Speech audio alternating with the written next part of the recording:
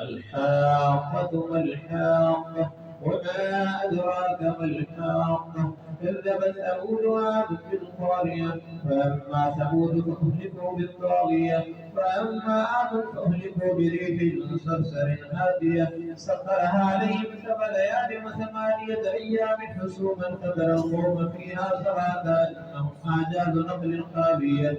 فهل ترى لهم من باقية وجاء فرعون ومن قبله والمؤتفكات بالخاطية فعصوا رسول ربهم فأخذهم أخذة رابية إنا لما طغى الماء حملناكم في الجارية لنجعلها لكم تذكرة وتعيها أذن واعية فإذا نفخ في السور نفخة واحدة وحملت الأرض والجبال فدكتا دكة واحدة فيومئذ وقعت الواقية وانشقت السماء فهي يومئذ واهية والملك على أرجائها ويحمل عرش ربك فوقهم يومئذ 8 يومئذ تعرضون لا تخفى منكم خافية فأما من أوتي كتاب يمينه فيقول هاؤم اقرءوا كتابيه إني ظننت أني ملاق حسابيه فهو في عيشة راضية في جنة عالية قطوفها دانية كلوا واشربوا هنيئا بما أسلفتم بالأيام الخالية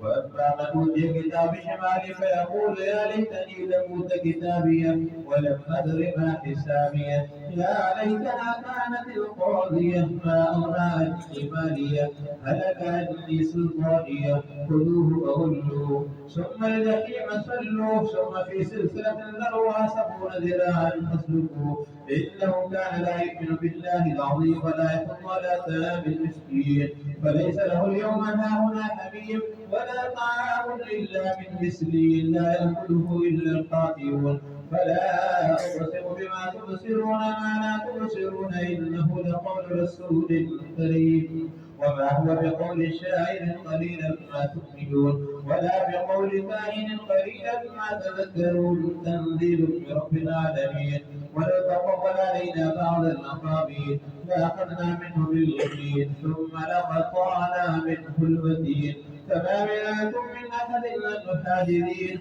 وإنه لتذكرة للمتقين وإنا لنعلم أن منكم مكذبين فإنه لحسرة على الكافرين وإنه لحق اليقين فسبح باسم ربك العظيم